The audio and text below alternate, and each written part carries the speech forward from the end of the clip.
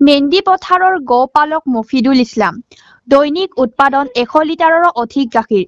ধৈৰ্য আৰু একাগ্ৰতা থাকিলে জীৱন কাৰো বাবেই বজাস্বৰূপ হৈ নপৰে। তাৰে এক উৎকৃষ্ট উদাহৰণ মফিদুল ইছলাম। গোৱালপাৰা জিলাৰ অসম মেঘালয় সীমান্তৰ এখন অতি ভিতৰুৱা গাঁও ভেৰবাৰী পাৰ্ট 2 বাসিন্দা মফিদুল ইছলাম। নিজৰ কৰ্মদক্ষতাৰে এতিয়া এজন স্বাৱলম্বী যুৱক হিচাপে পৰিচিত মফিদুল ইছলাম। যৌৱনৰ আৰম্ভণিতে কিছুদিন মাছৰ ব্যৱসায়, তাৰ পিছত ছেকেণ্ড হেণ্ড গাড়ীৰ ব্যৱসায় কৰি সফল হোৱা মফিদুলে পৰৱৰ্তী সময়ত আৰম্ভ কৰে গাখীৰৰ ব্যৱসায়। নিজ গৃহতে 10জনী গাই গৰু পোহপাল দি আৰম্ভ কৰা এখন ডেইৰী ফাৰ্মৰ জৰিয়তে এতিয়া সফলতাৰ মুখ দেখিছে মফিদুলে। এতিয়া প্ৰতিদিনে 100 লিটাৰতকৈ বেছি গাখীৰ উৎপাদন কৰিবলৈ সক্ষম হোৱা মফিদুলে জনোৱা মতে তেওঁ সমুদায় গাখীৰ বিক্ৰী কৰে মেঘালয়ত। অসমৰ কোনো লোকে যোগাযোগ কৰিলে তেওঁ অসমতো গাখীৰ বিক্ৰী কৰাৰ ইচ্ছা পুহি ৰাখিছে। চৰকাৰৰ পৰা কোনো ধৰণৰ সা-সুবিধা নোপোৱাকৈ নিজৰ কষ্টৰ ফলত জীৱনত উন্নতি মুখ দেখা মফিদুল ইছলামক আমি অভিনন্দন জনাইছো।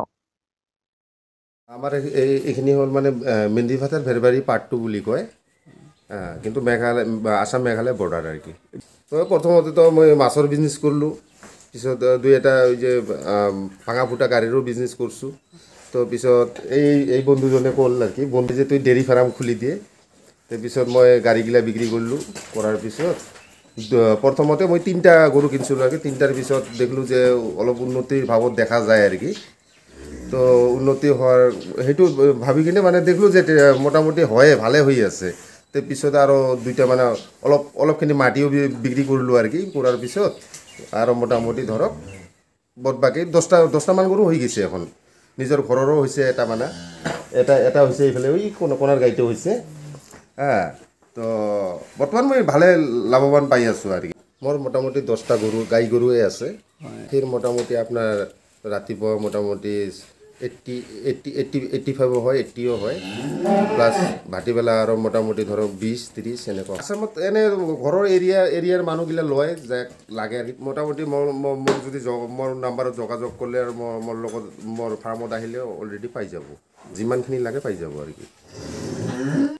উন্নত কৰাৰ কাৰণে বহুত আশা আছে। তো কথা হ'ল মানে মই এইখিনি আৰু বাহিৰত পুঁজিও নাই মোৰ, এইখিনিয়ে আছে যি আছে মোৰ গুৱাহাটীতে আছে। 10টা গৰুৰ মানে ওপৰতে নিৰ্ভৰ। চৰকাৰী সুবিধা পালে অলপ ভাল হ'ল হয়। চৰকাৰী লোন একো পোৱা নাই, আৰু পালে অলপ সুবিধা হ'ল হয়। আৰু মই অলপ ডাঙৰ কৰিব ইচ্ছা আছিলে আৰু লোন পালে অলপ ভাল হ'ল হয়। আছে ভালে পাই আছে তাই, কিন্তু আমিও তাৰ লগতো অলপ জড়িত আছোঁ আৰু কি। এখন তাইও মোটামুটি একৰকম হৈছে আৰু কি। অলপমান লোন টোন পালে মানে ভালে আছিল। আজিখন কৰিছে নিজে পুঁজিতে কৰি